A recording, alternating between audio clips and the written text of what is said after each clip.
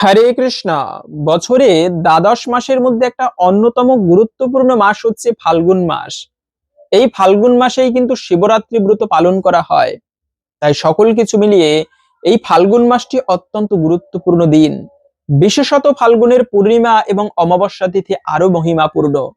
তাই আজকের এ পর্বে আমরা জানবো এই ফাল্গুন মাসে কোন কার্যগুলো অত্যন্ত শুভ, কোন কার্য করা সাংসারিক জীবন এবং নিজের জীবনের মঙ্গলের জন্য।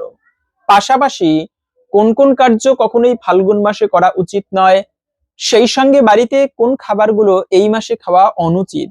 তাই খুবই গুরুত্বপূর্ণ প্রসঙ্গ, আশা করছি আপনাকে সমৃদ্ধ করবে। এবং ভালো লেগে থাকলে একটি লাইক করে কমেন্টে আপনার ইষ্ট দেবতার নামটি একবার হলেও লিখে যাবার অনুরোধ জানাচ্ছি।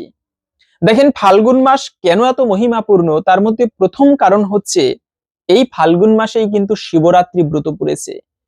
শিবরাত্রি ব্রত বছরের একটা বিশেষ গুরুত্বপূর্ণ ব্রত, শিবের মাহাত্ম্য কথা। এজন্যই ফাল্গুন মাসের প্রতিটা সোমবারে যে কাজগুলো করা উচিত তার মধ্যে প্রথমত হচ্ছে আপনি মহাদেবের ভক্তি ভরে পুজো করতে পারেন। দেবাদিদেব মহাদেব, যার পুজো করার ফলে জীবনের অকাল মৃত্যু পর্যন্ত দূরীভূত হয়, সেই অকাল মৃত্যু থেকে রক্ষা পাওয়ার জন্য আপনারা এই ফাল্গুন মাসের সেই শিবরাত্রি ব্রত পালন করতে পারেন। এবং কি সধবা কি বিধবা কি জননা শৌচ কি মৃতা শৌচ, যে কোনো অবস্থাতেই এই ব্রত প্রত্যেকে পালন করতে পারবেন। এবং এই ব্রতের মাহাত্ম্য কথা কি, যে মাহাত্ম্য কথা আমরা তো সবাই জানি, মহাদেব হচ্ছে আশুতোষ, মানে অল্পতেই তিনি সন্তুষ্ট হয়। কোথায় একটা একটা অসুর তিনি মহাদেবের সাধনা করেছে, চিন্তা করুন। সাধনা করতে করতে মহাদেব প্রসন্ন হয়েছে, এসে বলছে কি বর চাও তুমি বলো।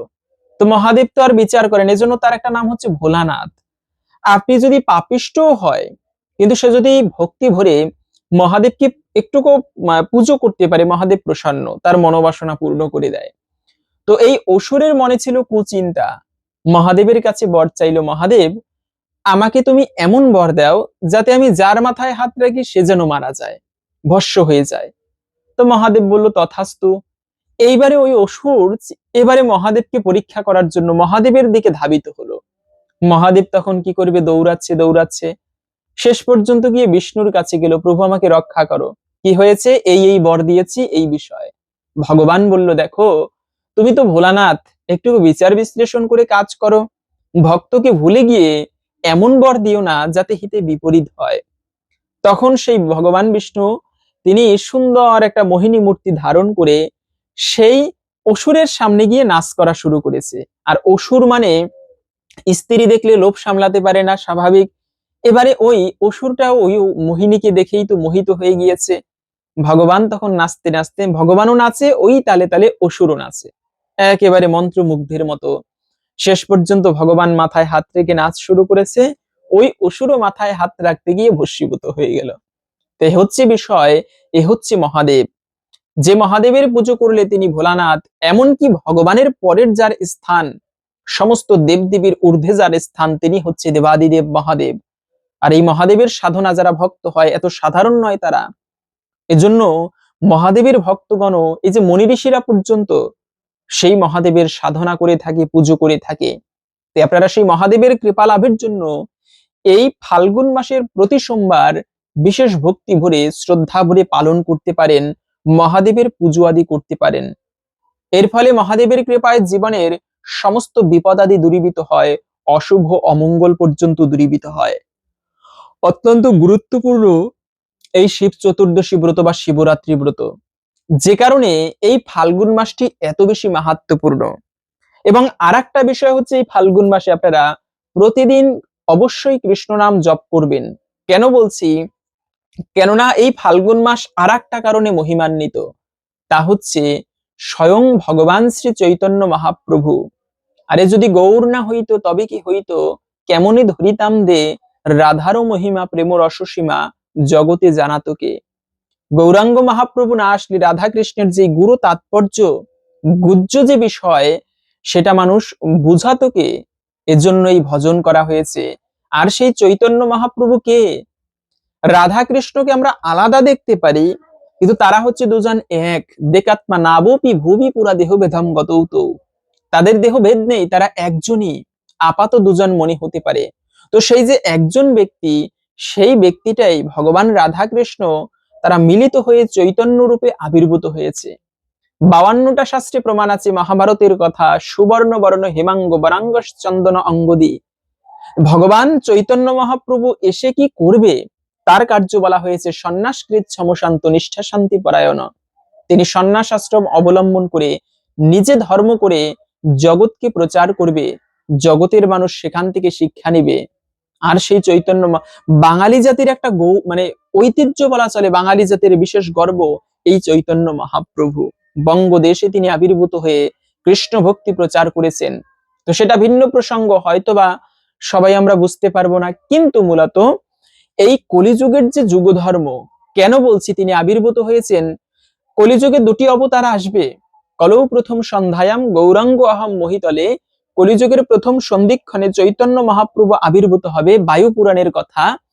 আবার শেষে গিয়ে কল্কি অবতার আসবে, এর মধ্যে আর কোনো অবতার আসবে না। এবং এই চৈতন্য মহাপ্রভু কি কারণে আবির্ভূত হয়েছিল, তার আসার মূল কারণ ছিল হচ্ছে যে তিনি কলিযুগের যে যুগ ধর্ম হরে কৃষ্ণ মহামন্ত্র বিতরণ করার জন্য আবির্ভূত হয়েছিল। তাই আমাদের প্রত্যেকের, হতে পারে আপনি শিবের পুজো করেন, শিবের পুজো করা অবশ্যই ভালো, হতে পারে আপনি কালী মায়ের পুজো করেন, তাও ভালো। যে যার পুজো করেন না কেন, প্রত্যেকের কলিযুগের যুগ ধর্ম জপ করা উচিত। হরে কৃষ্ণ কৃষ্ণ কৃষ্ণ হরে হরে, হরে রাম রাম রাম হরে হরে। প্রত্যেকের এই হরে কৃষ্ণ মহামন্ত্র জপ করা উচিত, কেননা এর উপরে শ্রেষ্ঠ কোনো মন্ত্র নেই। সাধ্য সাধন তত্ত্ব যোগেশু সকল, হরিনাম সংকীর্তনে মিলিবে সকল। একমাত্র হরিনাম সংকীর্তনে সকল কিছু প্রাপ্ত হওয়া যায়। সুন্দর একটা কাহিনী মনে পড়লো, আমরা এক এক করে জেনে নিচ্ছি ভিডিওর মূল বিষয়, কেন এই হরিনাম এত মাহাত্ম্যপূর্ণ। তার মধ্যে এই যে শিবেরই ভক্ত ছিল একজন পরম ভক্ত, শিবের উপাসনা আদি করত, কি উদ্দেশ্য ছিল, ওই ভক্তটা ধনী হতে চায়। এখন ধন সম্পদ লাভ করার ইচ্ছা কার না থাকে, ওই ভক্তের মধ্যেও সম্পদ প্রাপ্তির ইচ্ছা, এজন্য তিনি মহাদেবের ভক্তি করে, পুজো আদি করে। তো একবার মহাদেব প্রসন্ন হয়ে বলছে, কি চাও বলো। বলে, মহাদেব আমি অনেক ধনী হতে চাই। মহাদেব বলল, তাহলে একটা কাজ করো, বৃন্দাবনে যাও, ওখানে গিয়ে সনাতন গোস্বামী নামে একজন গোস্বামী পাবে, তাকে গিয়ে বলবে আমাকে মহাদেব পাঠিয়েছে, আপনার কাছে নাকি একটি পরশ পাথর আছে, তাহলে মহাদেব তোমাকে একটি পরশ পাথর দিবে, আর সেই পরশ পাথর তুমি নিবে, এবং সেই পাথর হচ্ছে মহামূল্যবান, তুমি সেখান থেকে সোনাকেও মানে লোহাকেও স্বর্ণে পরিণত করতে পারবে। ব্যক্তিটা শুনে তো মহা খুশি, বৃন্দাবনে আনন্দে আসতেছে, এসে খুঁজতে খুঁজতে কোথায় সনাতন গোস্বামী খুঁজতে খুঁজতে পেল একটা ভাঙা কুটিরে। এই সনাতন গোস্বামী সারাদিন দিবারাত্র বসে কৃষ্ণ নাম করছে। গিয়ে প্রণাম করলে বলল, বাবাজি আপনি কি সনাতন গোস্বামী? হ্যাঁ বাবা, তুমি কে? বলে, আমাকে মহাদেব পাঠিয়েছে, আমি অনেক তপস্যা করেছি মহাদেবের ধনী হবার জন্য, তো মহাদেব আপনার কাছে পাঠিয়েছে, বলেছে আপনার কাছে নাকি একটি পরশ পাথর আছে। আছে তো, কোথায় আছে সেটি আমাকে দিতে বলেছে মহাদেব। এই দেখো গিয়ে আমার এই ভজন কুটিরের পিছনে কোথাও পড়ে আছে হয়তোবা। ব্যক্তিটা তো আনন্দে খুঁজতে খুঁজতে ঝোপে ঝাড়ের ভিতরে কোথাও একটা খুঁজে, মানে মাটি খুঁড়ে খুঁড়ে মাটির ভিতরে অর্ধেক ঢুকে গিয়েছে, এমন অবস্থায় খুঁজে পেল। ওই ব্যক্তিটা মহা আনন্দে করে সেই পরশ পাথর নিয়ে যাচ্ছিল। যাবার সময় রাস্তায় বসে তার মনে পড়লো, আরে সনাতন গোস্বামী এত বড় গোস্বামী, তিনি এত মহামূল্যবান একটা পাথরকেও তিনি তার ভজন কুটিরের পেছনে ফেলে রেখেছে। তার মানে একটা প্রশ্ন, এই ব্যক্তির কাছে হয়তোবা আরো মহামূল্যবান কোনো সম্পদ আছে, যে কারণে তিনি এই পরশ পাথরকেও তুচ্ছ মনে করে ফেলে দিয়েছে। আবার তিনি সনাতন গোস্বামীর কাছে ফিরে গেল, গিয়ে বলতে লাগলো, মহারাজ একটা প্রশ্ন, কি আপনি এত মূল্যবান একটা পাথরকেও তুচ্ছ মনে করে ফেলে দিয়েছেন, তার মানে আপনার কাছে হয়তোবা আরো বড় কোনো সম্পদ আছে, যদি কিছু মনে না করেন আমাকে সেই সম্পদটি কি দেওয়া যাবে? সনাতন গোস্বামী বলল, এটাই তো চেয়েছিলাম, তুমি সত্যি যদি সেই সম্পদ নিতে চাও তবে আমাকে তোমাকে গুরু মানতে হবে, আজ থেকে ভক্তি ভরে আমার কথা তোমাকে পালন করতে হবে, অবশ্যই আমি ধনী হতে চাই, যাও তাহলে যমুনায় স্নান করে এসো। যমুনায় সেই ভক্ত স্নান করে আসলো, সেই সনাতন গোস্বামী তাকে কৃষ্ণ মন্ত্রে দীক্ষা দিয়েছিল। শোনা যায় সেই ভক্ত বৃন্দাবন ছেড়ে আর কোনোদিন কোথাও গমন করেনি। পরম সম্পদ কৃষ্ণ ধন, সেই সম্পদ নিয়ে তিনি সারা জীবন কাটিয়েছিল। এজন্য প্রকৃত ধন কাকে বলে? রূপ, রূপ একটা ধন। যার সুন্দর রূপ আছে তিনি এক ধরনের ধনী, রূপবান। যার ধন আছে তাকে বলা হয় ধনবান। এভাবে করে আহ, মানে বিভিন্ন প্রকার সম্পদ আছে। সব থেকে শ্রেষ্ঠ সম্পদ হচ্ছে কৃষ্ণ সম্পদ, এর উপরে কোনো শ্রেষ্ঠ সম্পদ নেই। এটা ভিন্ন প্রসঙ্গ, অনেকে হয়তো বা বোরিং হচ্ছেন, কিন্তু মূলত এই ফাল্গুন মাসটি এজন্যই মহিমাপূর্ণ। এই কৃষ্ণের যে নাম, হরে কৃষ্ণ মহামন্ত্র বিতরণ করার জন্য সেই চৈতন্য মহাপ্রভু আবির্ভূত হয়েছেন এই ফাল্গুন মাসের পূর্ণিমা তিথিতে। পাশাপাশি হচ্ছে এই মাসে যে কাজগুলো ভুলেও করা উচিত নয়, তার মধ্যে প্রথমত হচ্ছে ঋণ দেওয়া নেওয়া। ঋণ, রোগ এবং অগ্নি তিনটাই কিন্তু ভয়ানক বিষয়। এদেরকে আপনি যত রেখে দিবেন তত বৃদ্ধি পাবে। এজন্য ঋণ কখনো নেওয়া উচিত নয়, এমনকি কঠিন পরিস্থিতিতেও ঋণ থেকে দূরে থাকা উচিত। ঋণ নিয়ে কিন্তু আগানো যায় না। এজন্য আর একটা বিষয় হচ্ছে, যদি ঋণ নিয়ে কোনো পিতামাতা দেহত্যাগ করে তবে সে কিন্তু দিব্যলোকে যেতে পারে না। যতক্ষণ পর্যন্ত না ওই ঋণ শোধ করা হচ্ছে ততক্ষণ সে দিব্যলোকে যেতে পারে না। কুকুর বেড়াল হয়ে হলেও সেই ঋণ শোধ করে যেতে হয়। এজন্য ঋণ বিষয়টা আসলেই ভালো নয়। পরমার্থ সাধনের জন্য হোক বা জাগতিক মঙ্গলের জন্য হোক, ঋণ নিয়ে আপনি একটা ব্যবসা করবেন তাও কিন্তু ততটা শুভকর হয় না। এজন্য যতটা সম্ভব ঋণ দানা এগুলো না করে পারলে ভালো। তবে জরুরি প্রয়োজনের ক্ষেত্রে সেক্ষেত্রে বিষয়টা ভিন্ন। কিন্তু ঋণ দেওয়া নেওয়া এই মাসে করা উচিত নয়, এতে লক্ষ্মী হানি হয়, এটি শুভ নয়। পাশাপাশি হচ্ছে যে এই মাসে আর একটা গুরুত্বপূর্ণ বিষয়, আপনারা প্রতিদিন সন্ধ্যাকালে, আমরা অনেক সময় আছে সন্ধ্যাকালে ঠাকুর ঘরে প্রদীপ প্রজ্বলন করা হয় না, কিন্তু যে বাড়িতে সন্ধ্যাকালে ঠাকুর ঘর অন্ধকার থাকে সেই পরিবার থেকে লক্ষ্মী দেবী শীঘ্রই বিদায় নেয়, সেই পরিবারে মা লক্ষ্মী অবস্থান করে না। এজন্য ঠাকুর ঘর কখনো অন্ধকার রাখতে নেই, এটি কিন্তু বিশেষ অমঙ্গলের। বরঞ্চ এই ফাল্গুন মাসের প্রতিদিন সন্ধ্যাকালে তুলসী তলায় অথবা ঠাকুর ঘরে একটা প্রদীপ প্রজ্বলিত করে রাখবেন। কেন?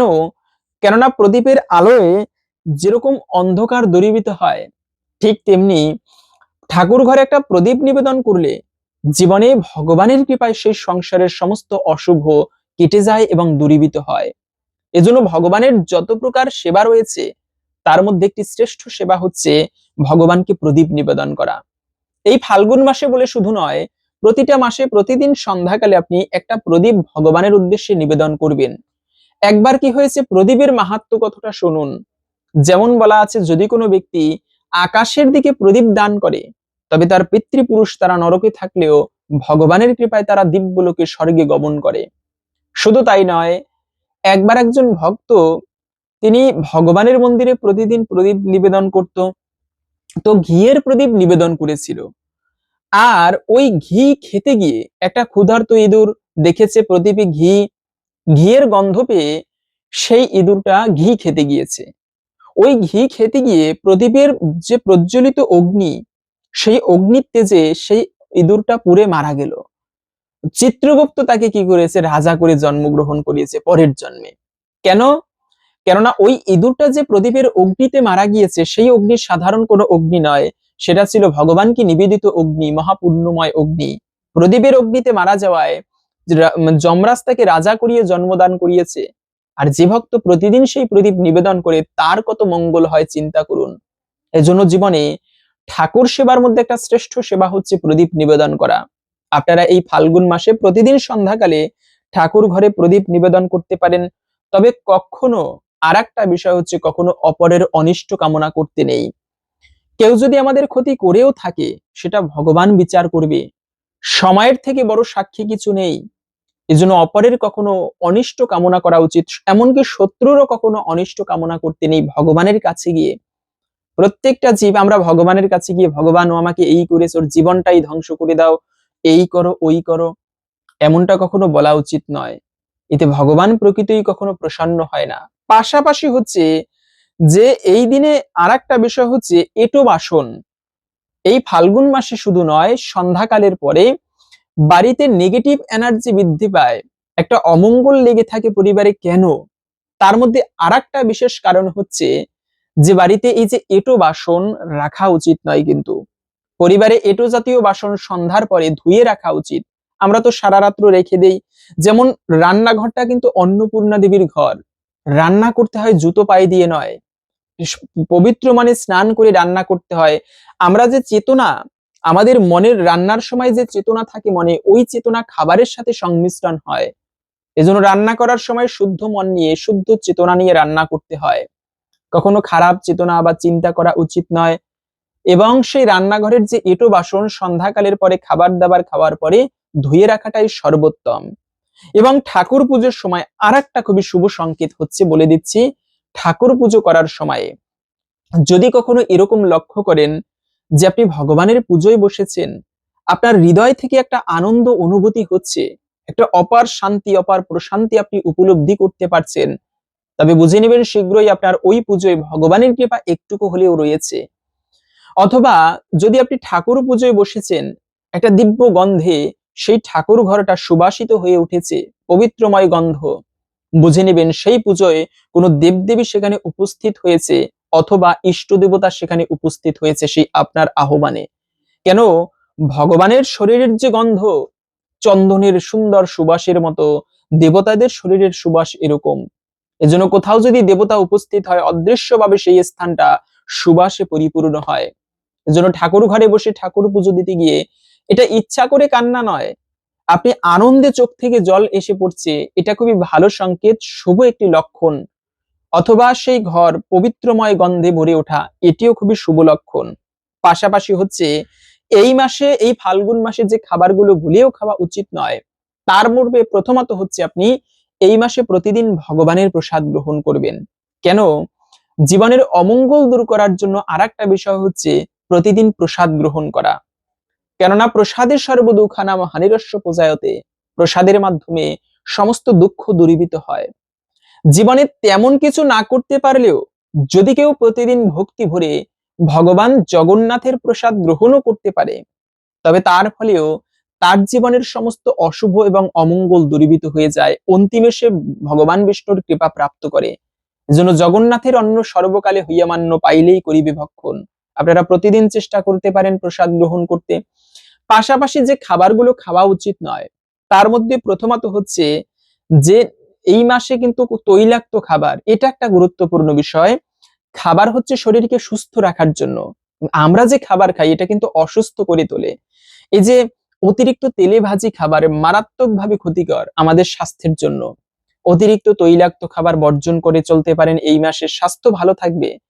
পাশাপাশি হচ্ছে মাছ মাংস জাতীয় খাবারকে যতটা কম খেয়ে পারা যায়, কারণ এতে চেতনা শুদ্ধ করার জন্য কোনো প্রাণীর মাংস ভক্ষণ করা উচিত নয়। এবং নেশা জাতীয়, তামাক জাতীয় দ্রব্য বর্জন করবেন, না হলে এটা তো আমরা জানি ক্যান্সারের ঝুঁকিপূর্ণ। যদিও জানি কিন্তু আমরা ছাড়তে পারি না, তার মানে এটাই আসক্তি। আর আসক্ত হচ্ছে খারাপ, মানুষ পারে না এমন কিছু নেই। আপনি চেষ্টা করুন, অবশ্যই পারবেন। নেশাটাকে অবশ্যই বর্জন করে চলুন। ভালো লেগে থাকলে লাইক করে অবশ্যই কমেন্টে জয় শ্রী বিষ্ণুর জয় একবার হলেও লিখে যাবার অনুরোধ জানাচ্ছি। ভগবান শ্রী বিষ্ণুর কৃপায়, কৃষ্ণের কৃপায় আমাদের সকলের জীবনের অভিষ্ট সিদ্ধ হোক, এই কামনা করে আজকের ভিডিওটি এখানে সমাপ্ত করছি। হরে কৃষ্ণ।